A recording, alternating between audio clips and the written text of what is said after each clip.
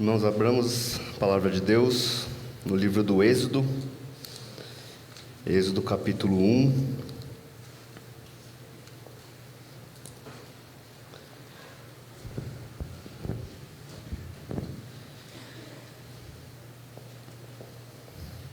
Êxodo capítulo 1, nós leremos agora do versículo 1 até o 7.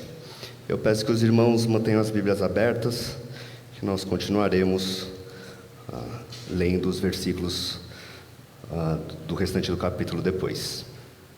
Êxodo 1, de 1 a 7, diz assim: São estes os nomes dos filhos de Israel que entraram com Jacó no Egito. Cada um entrou com sua família: Ruben, Simeão, Levi e Judá, Issacar, Zebulon e Benjamim, Dan, Naftali, Gade e Asser. Todas as pessoas, pois, que descenderam de Jacó foram 70. José, porém, estava no Egito. Faleceu José e todos os seus irmãos e toda aquela geração. Mas os filhos de Israel foram fecundos e aumentaram muito, e se multiplicaram, e grandemente se fortaleceram, de maneira que a terra se encheu deles. Oremos. Senhor nosso Deus, essa é a Tua palavra. Nós estamos aqui, ó Pai, porque cremos que o Senhor age em nós, através da Tua palavra, através do Teu Espírito. Pedimos que o Senhor faça a Tua obra em nossa vida. Em nome de Jesus. Amém. Meus irmãos, se há alguma coisa que é comum a todos os seres humanos que já viveram nessa terra, é o sofrimento. Todos nós já passamos por um momento de sofrimento. Todos nós já passamos por um momento em que parecia que Deus não estava mais no controle, ou que nos perguntamos muito por que estávamos passando por aquilo. E esses momentos podem aparecer por diversas razões, mas nós muitas vezes não as controlamos. Nós não controlamos esses momentos que aparecem diante de nós do sofrimento. E aí então, como que nós respondemos a isso? É o que Deus requer de nós. Os momentos de sofrimento que nós vivemos, como nós vamos responder a isso? Como nós vamos nos portar diante do sofrimento que aparece? Nós vamos olhar além das circunstâncias e enxergar Deus, enxergar a ação de Deus em nossa vida, ou nós vamos nos desesperar, nós vamos desanimar, olhando somente para as situações? Qual que é a nossa resposta diante do sofrimento? E esse texto, ele nos conta que Deus, ele preserva o seu povo no meio do sofrimento. Ele preserva o seu povo com graça e com poder. Ele nos preserva com graça porque muitas vezes o nosso sofrimento é fruto do nosso pecado, ou do pecado de outros que estão à nossa volta, com quem nós convivemos. E Ele preserva o seu povo no sofrimento com poder, porque também os inimigos, os nossos inimigos, se levantam contra nós e podem trazer sofrimento para nós. Esse texto que nós lemos, meus irmãos, ele faz a ligação entre o livro do Êxodo e o livro de Gênesis, e agora o livro do Êxodo. Moisés, que é o autor dos dois livros, ele recupera aqui no início do livro do Êxodo alguns temas de Gênesis. E ele vai mostrar que aqueles temas, aquelas promessas, aquelas histórias, Deus conduziu até aqui e Ele continuará conduzindo e agindo na história do seu povo. Pensando em Gênesis, a gente pode resumir o livro, o tema do livro de Gênesis, como a soberania de Deus se estendendo sobre a criação, sobre o homem e sobre todos os eventos que acontecem. E a fidelidade de Deus, que ela continua, apesar da corrupção e da infidelidade humana. Então Deus continua preservando o seu povo, apesar da nossa corrupção e da nossa infidelidade. E nesses primeiros versos, então, de Êxodo capítulo 1, Moisés nos lembra desses temas de Gênesis e vai mostrar aqui como Deus cumpriu isso. Primeiro, nessa parte que nós lemos, dos versos 1 ao verso 7, no verso 7 fala assim: mas os filhos de Israel foram fecundos e aumentaram muito. Meus irmãos, essa era uma promessa de Deus. Ele fez essa promessa para Adão, para Abraão, para os seus filhos Isaac e Jacó. Deus prometeu que aquele povo pequeno se multiplicaria, cresceria e encheria a terra. E aqui no livro de Êxodo nós vemos isso. Nós vemos que, apesar das dificuldades que ocorreram no livro de Gênesis, Deus cumpriu a sua palavra. E a gente vê como Deus agiu na vida de cada nome que está escrito aqui. Muitas vezes, quando tem esses nomes nas Escrituras, a gente quer pular, a gente nem lembra de quem são esses personagens, né? Mas tanto esses nomes quanto genealogias que tem nas Escrituras servem para nos ensinar a fidelidade de Deus de geração em geração e como cada uma dessas pessoas, com suas histórias individuais, faziam parte da grande história da redenção de Deus. E aqui nós temos vários exemplos disso. Uma lista de nomes que nos lembra que esses personagens pecaram, que eles foram infiéis, que eles tiveram muita dificuldade para serem fiéis a Deus. Mas mesmo assim, Deus preservou o seu povo. Na história dessa grande família que nós temos aqui, nós tivemos episódios de cada um deles, que tentou fazer as coisas da sua própria maneira, não da maneira que Deus queria.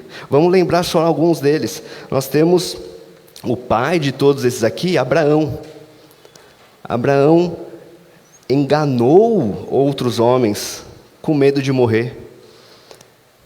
Abraão colocou a sua esposa em perigo por medo de morrer. Abraão quis cumprir a promessa de Deus e teve um filho com uma mulher que não era sua esposa. E Deus falou: não vai ser esse o meu filho. Não vai ser esse o filho da herança. Vai ser Isaac, não Ismael. Sara, a esposa de Abraão, riu dos anjos quando eles falaram que ela ia ser mãe. Jacó enganou seu irmão Esaú, enganou seu pai Isaac.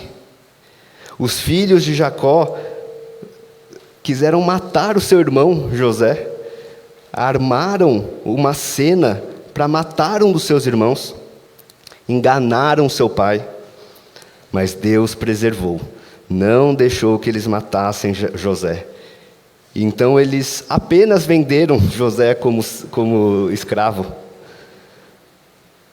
Dentre esses filhos de Jacó, nós temos histórias confusas, histórias que muitas vezes a gente não entende o que elas estão fazendo aqui no meio, tamanha o pecado, tamanha a grandeza dessas cenas. Nós temos Simeão e Levi, que por vingança promoveram um massacre, sequestraram, saquearam. Nós temos Judá aqui, que enganou a sua nora, depois foi enganado por ela, se envolveu num escândalo sexual. Olha quantas coisas esse povo fez. Falta de fé, mentira, engano, adultério. Tudo isso que traz, então, para a gente sofrimento. O pecado que nós cometemos traz sofrimento para nós. Primeiramente porque ele nos afasta de Deus. E não a vida longe de Deus.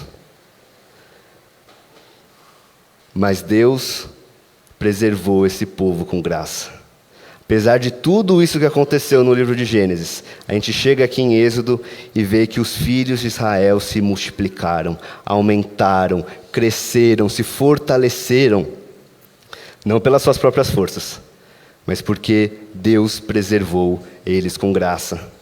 Se a gente pode sintetizar tudo isso, nós lembramos do versículo de Gênesis 50, versículo 20, em que José, falando para os seus irmãos, fala: vós, na verdade, intentastes o mal contra mim, porém Deus o tornou em bem, para fazer como vedes agora, que se conserve muita gente em vida.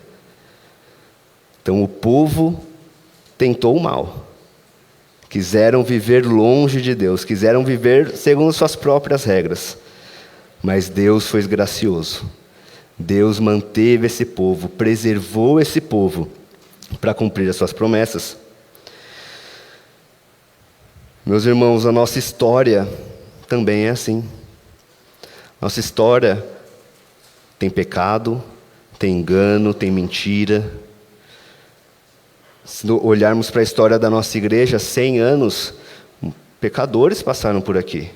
Pecaram contra Deus, pecaram uns contra os outros. E só estamos aqui porque Deus nos trouxe até aqui. Apesar do nosso pecado, Deus nos preserva com graça em meio ao sofrimento. Essa é a nossa história, essa é a história da nossa igreja. A gente consegue perceber como Deus preserva o seu povo no meio do sofrimento com graça. A graça que, como nós lemos, o rei teve do seu servo, uma dívida que ele não poderia pagar, uma dívida impagável, e ele foi gracioso. Assim Deus é gracioso com nós. Deus é gracioso conosco. Deus é gracioso com o seu povo, e Ele cumpre os seus propósitos no seu povo, apesar do nosso pecado. Mas aqui, meus irmãos, em Êxodo, esses primeiros versículos do capítulo 1, Deus ainda não havia cumprido todas as promessas. Deus havia prometido uma grande herança, um grande povo, mas Ele também havia prometido uma terra onde eles ainda não estavam. E principalmente, Deus havia prometido que a semente da mulher esmagaria a cabeça de Satanás, esmagaria a cabeça da serpente. E aqui o povo poderia estar feliz. Chegamos aqui só em 70 e já somos uma multidão. Estamos bem aqui no Egito, na terra de Gósen, uma terra boa que José, para onde José os levou. Mas Deus muda as coisas. Deus levanta um faraó para continuar agindo no seu povo, continuar cumprindo as suas promessas, mas agora de uma outra maneira, trazendo o sofrimento de um inimigo contra o seu povo. Vamos ler dos versículos 8 até o versículo 22. Entremente se levantou um novo rei sobre o Egito, que não conhecera a José. Ele disse ao seu povo: eis que o povo dos filhos de Israel é mais numeroso e mais forte do que nós. Eia, usemos de astúcia para com ele, para que não se multiplique, e seja o caso que, vindo guerra, ele se ajunte com os nossos inimigos, peleje contra nós e saia da terra. E os egípcios puseram sobre eles feitores de obras para os afligirem com suas cargas. E os israelitas edificaram a Faraó as cidades celeiros, Pitom e Ramsés. Mas quanto mais os afligiam, tanto mais se multiplicavam e tanto mais se espalhavam, de maneira que se inquietavam por causa dos filhos de Israel. Então os egípcios, com tirania, faziam servir os filhos de Israel. E lhes fizeram amargar a vida com dura servidão, em barro e em tijolos, e com todo o trabalho no campo, com todo o serviço em que na tirania os serviam. O rei do Egito ordenou as parteiras hebreias, das quais uma se chamava Sifrá e outra Puá, dizendo: quando servirdes parteiras às hebreias, examinai. Se for filho, matai-o, mas se for filha, que viva. As parteiras, porém, temeram a Deus e não fizeram como lhes ordenara o rei do Egito. Antes, deixaram viver os meninos. Então o rei do Egito chamou as parteiras e lhes disse: Por que fizestes isso e deixastes viver os meninos? Responderam as parteiras a Faraó: é que as mulheres hebreias não são como as egípcias, são vigorosas e antes que lhe chegue a parteira, já deram à luz os seus filhos. E Deus fez bem às parteiras, e o povo aumentou e se tornou muito forte. E porque as parteiras temeram a Deus, ele lhes constituiu família. Então ordenou Faraó a todo o seu povo, dizendo: a todos os filhos que nasceram aos hebreus lançareis no Nilo, mas a todas as filhas deixareis viver. Então esse povo grande, que se multiplicou, se tornou forte pela graça de Deus, agora tem um inimigo, Faraó. Faraó é um título do rei do Egito, não é o nome dele, mas é o título dele. Faraó era a encarnação de Deus, de um Deus do Egito, que então tinha não só o poder político, econômico, militar, mas também o poder religioso. Faraó era a figura que mantinha todas as coisas em ordem. Chovia, crescia e eles colhiam, porque Faraó mantinha todas as coisas em ordem. E aqui então aparece um Faraó que o texto nos diz que ele não conhecia José. E ao não conhecer José, ele não conhecia o Deus de José. E ele se coloca então contra um inimigo do povo de Deus. Vê que o que ele quer, o que ele teme, é que o povo saia da sua terra. Ele teme que o povo está muito grande, muito forte, e se começar uma guerra e o outro inimigo vier atacar o Egito, esse povo, esses hebreus, vão se juntar aos inimigos do Egito e depois vão sair da terra. Mas, meus irmãos, essa não é a promessa de Deus, que eles iriam sair da terra, que eles iriam voltar para Canaã, que eles iriam voltar para a terra prometida. Faraó aqui então se levanta e busca impedir que o povo cresça, impedir que o povo multiplique. Irmãos, essa é outra bênção do pacto de Deus, a multiplicação. Então Faraó se levanta e vai tentar impedir que o povo cresça, e ele tem medo que o povo saia da sua terra. E essas duas coisas são promessas de Deus. E aí então Faraó age com perversidade cada vez maior. A perseguição que ele impõe ao povo de Deus é cada vez maior. No versículo 11 fala que ele traz aflição ao povo. Depois, nos versículos 13 e 14, que ele trata o povo com tirania e dura servidão. Depois, no versículo 16, ele ordena às parteiras que matem os filhos que nascerem dos hebreus. E, por último, no 22, ele ordena então que todo o povo do Egito matem os filhos que nascerem dos hebreus. A crescente perseguição que Faraó levanta contra o povo de Deus. E como que Deus age? Traz mais bênção para o povo. O versículo 12 fala que quanto mais o povo era afligido, tanto mais se multiplicava e se espalhava. E tanto mais os egípcios ficavam inquietos. Deus preservando o seu povo no sofrimento com poder.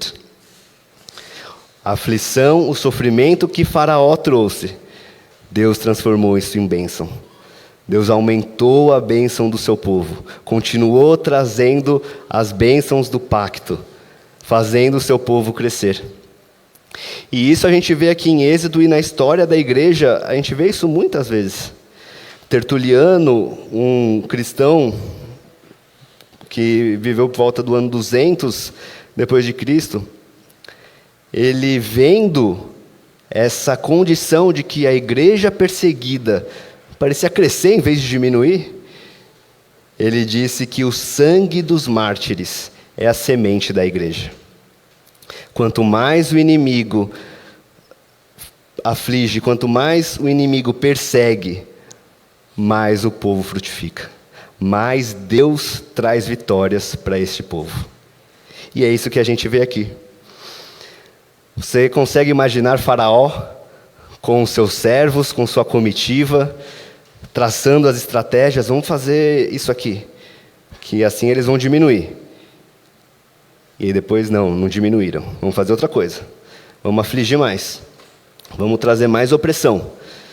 E ele confuso com tudo isso que está acontecendo, porque ele quer que o povo diminua, mas o povo parece só crescer, parece estar só mais forte. E aí a gente leu no Salmo 2, que Deus olha para esses reis que se levantam e ri. Deus olha para esses reis que se levantam contra ele e zomba deles. Não há poder nenhum em rei, em juiz, em príncipe dessa terra, que pode frustrar os planos de Deus. Deus confunde esses poderosos da terra. Como que é possível? Como que é possível Faraó perseguir o povo de Deus e o povo de Deus continuar crescendo mesmo em meio ao sofrimento? É porque Deus está preservando o seu povo com poder. O povo está sofrendo, não está sendo fácil, mas Deus está preservando o seu povo com poder.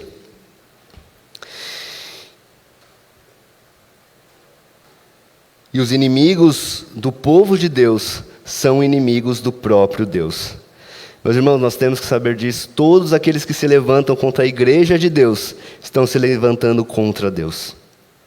Nós não podemos desanimar, nós não podemos ficar desesperados, nós não podemos nem temer esses homens.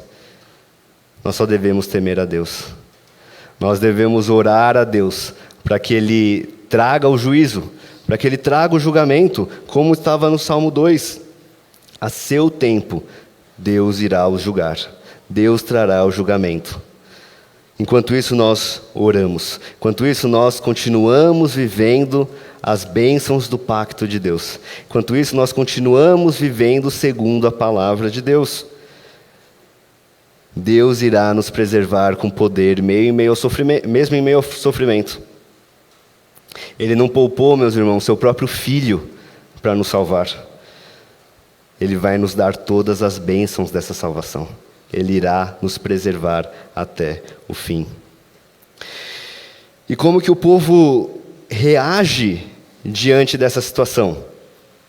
O que, então, a gente, olhando para esse texto, o que Deus requer de nós é que nós tenhamos fé.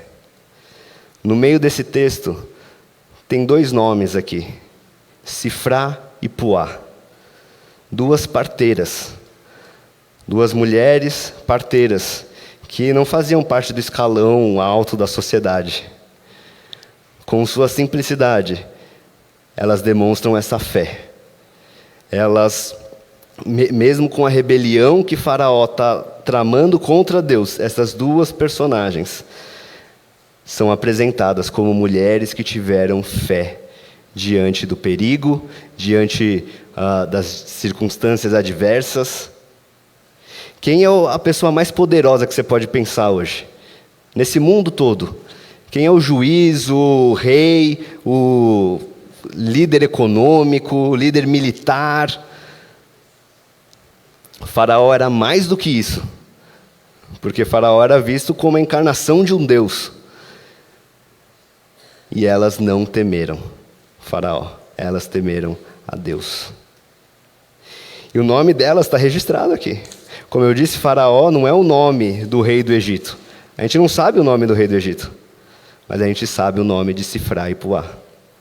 Porque mesmo em meio à adversidade, elas responderam com fé.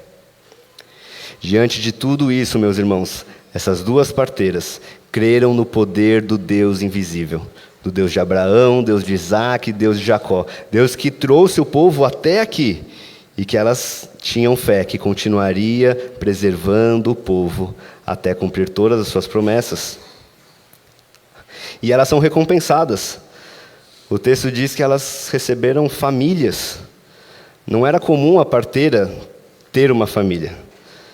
Ela cuidava da família dos outros, ela ia fazer o parto das outras.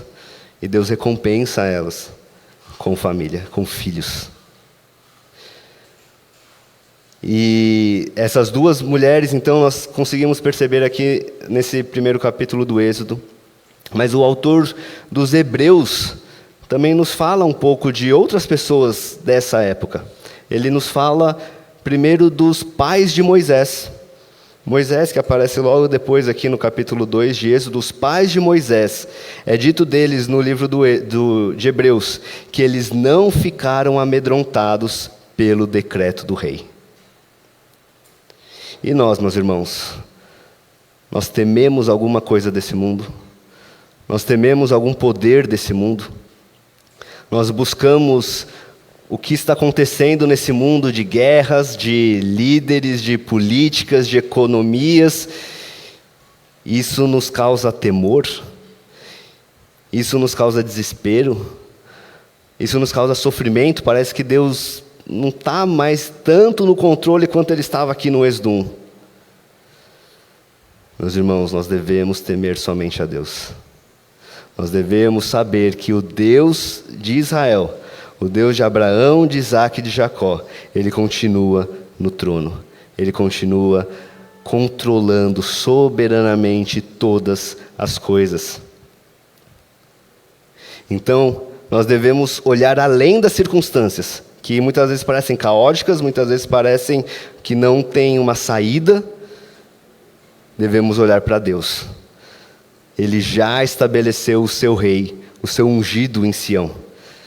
E Ele é vitorioso. Ele vem vencendo. Ele é vitorioso. E em quem eles tinham essa fé? No Deus de Abraão, Deus de Isaac, Deus de Jacó. Mas também o livro de Hebreus vai falar de Moisés. Vai falar que Moisés não ficou amedrontado com a ira de Faraó, mas permaneceu firme como quem vê aquele que é invisível. E que Moisés considerou o opróbrio, a vergonha, a desonra de Cristo maior que as riquezas do Egito. Isso mesmo, meus irmãos. Êxodo capítulo 1, nós temos aqui apontando a fé em Jesus Cristo. Esse texto nos aponta, no fim, para Cristo. Porque é de Cristo, é em Cristo que nós temos que ter essa fé. É em Cristo que esse povo tinha essa fé, deslumbrando quem seria a semente da mulher que viria para esmagar a cabeça da serpente. Então, meus irmãos, Cristo é o nosso libertador. Cristo, com graça, com poder, nasceu, viveu sem pecado, morreu e ressuscitou para nos libertar da maior escravidão que existe, que é a escravidão do pecado. Nós não somos escravos de nenhum governo, de ninguém, mas nós éramos escravos do pecado. E Cristo veio como nosso libertador e nos livrou do pecado, nos tirou do nosso Egito espiritual, nos livrou da nossa servidão espiritual e nos trouxe liberdade. Para a liberdade foi que Cristo nos libertou. Paulo escreve em Gálatas 5:1. Ele sofreu, ele foi humilhado, mas ele foi preservado por Deus com graça e com poder. E somente nele nós podemos ser libertos da tirania do pecado. Então, enquanto peregrinamos aqui, como esse povo vai peregrinar, nós peregrinamos aqui com fé em Cristo, sabendo que somos pecadores, que o nosso pecado muitas vezes nos traz sofrimento. O pecado dos que estão à nossa volta, dos nossos irmãos, nos traz sofrimento. Mas Deus é gracioso. Deus, Ele cumpre a sua promessa, apesar de nós. Nós sabemos também que os inimigos de Deus, os nossos inimigos, eles vão se levantar, eles vão tentar nos abalar, eles vão tentar nos diminuir. Mas Cristo vem vencendo e vitorioso. Nós podemos ter certeza de que o nosso Deus nos preserva com poder. E quando passamos por esse sofrimento, nós devemos olhar para Deus, nós devemos olhar para Cristo, sabendo que isso nos traz fé, isso nos traz perseverança, que sofrer pelo reino de Deus deve ser motivo de glória para nós. É isso que Pedro vai escrever na sua primeira epístola. Então, meus irmãos, nós andamos aqui peregrinando para o descanso eterno. O descanso eterno cuja sombra era a terra prometida, para onde o povo vai começar a peregrinar aqui no livro do Êxodo. E quando vemos os inimigos, vemos a aflição, vemos o sofrimento, nós podemos lembrar das palavras de Jesus: bem-aventurados os perseguidos por causa da justiça, porque deles é o reino dos céus. E como que fazemos isso, meus irmãos? Como que aplicamos isso em nossa vida? Nós temos que confiar, nós temos que ter fé. E ter fé, meus irmãos, não é algo simples que brota naturalmente no nosso coração. A fé vem de Deus. A fé vem do Espírito de Deus. Você não vai alcançar a fé fazendo nada por suas próprias forças. Então, primeiro nós devemos orar a Deus por mais fé. Orar a Deus para que Ele aumente, para que Ele faça crescer a nossa fé. Para que diante de um faraó nós possamos falar: não, importa mais obedecer a Deus. Quantas vezes você já orou por fé? Quantas vezes você pediu que Deus aumente a sua fé? Que Deus te faça mais santo, que te faça mais piedoso. Nós precisamos de mais fé. Fé porque os nossos pecados nos afastarão de Deus. Os nossos pecados muitas vezes nos colocarão para baixo, nos lançarão no lamaçal, mas nós temos que ter fé que Cristo perdoou os nossos pecados. Os inimigos vão tentar nos amedrontar. Os inimigos vão tentar nos fazer desistir dessa peregrinação, desistir dessa caminhada. Por isso nós temos que ter uma fé perseverante, uma fé forte, uma fé que não é abalada por nada. Nós temos então que buscar Cristo Jesus. É nele em quem nós colocamos a nossa fé. Devemos aprender mais sobre Cristo nas Escrituras. Devemos buscá-lo mais em oração. Devemos saber tudo o que essa Escritura diz sobre Cristo, porque assim a nossa fé vai ser aumentada. Devemos participar da ceia daqui a pouco, com fé, pedindo mais fé para Deus, porque Ele nos comunica os benefícios da nossa salvação através da Santa Ceia. Meus irmãos, nós temos que pedir mais fé a Deus, sermos mais fortes, porque Faraó e os inimigos de Deus não vão ter dó. Não vão falar: a fé desse aqui está um pouco fraca, então vou mais fraco nele. Os inimigos de Deus vêm para nos destruir, para, se possível, enganar-nos. Mas o nosso Deus é poderoso. Então, em Êxodo 1, Deus nos ensina que Ele preserva o seu povo no sofrimento com graça. A graça de Deus é tudo na nossa vida, meus irmãos. Sem a graça dEle, nós não somos nada. Ele nos ensina também que Ele preserva o seu povo no sofrimento com poder. Creiamos nisso, não nos deixemos ser abalados por nenhum rei desse mundo que tenta se levantar contra Deus. Porque o nosso Deus é poderoso, o nosso Deus é soberano, a Ele toda a glória. Oremos. Senhor nosso Deus, nós louvamos o Teu nome, ó Pai, porque o Senhor é gracioso. O Senhor não nos trata segundo o nosso pecado, ó Pai. O Senhor nos trata segundo a obra de Cristo em nós. Nós louvamos o Teu nome por isso, meu Deus. Nós pedimos que o Senhor nos dê mais fé para crer nisso, para crer que a obra de Cristo é suficiente para nós, para crer que nenhum inimigo desse mundo pode frustrar os Teus planos, para olharmos mais firmemente para a eternidade, ó Pai, e vivermos como peregrinos nessa terra, não como alguém que vai ficar aqui para sempre, que se alegra com as coisas passageiras desse mundo. Meu Deus, dá-nos mais fé, nós precisamos mais de Ti, nós precisamos da fé que só o Senhor pode dar. Perdoa-nos, Senhor, pela nossa falta de fé e dá-nos mais fé. Fortaleça, fortifique a nossa fé. É o que nós pedimos em nome de Jesus. Amém. Muito obrigado por nos acompanhar até o final desse vídeo. Para receber mais reflexões e ficar por dentro dos próximos conteúdos, te convidamos a seguir as nossas redes sociais que estão na descrição. Alguns vídeos aparecerão na tela, caso queira continuar nos assistindo. Abraço e até a próxima!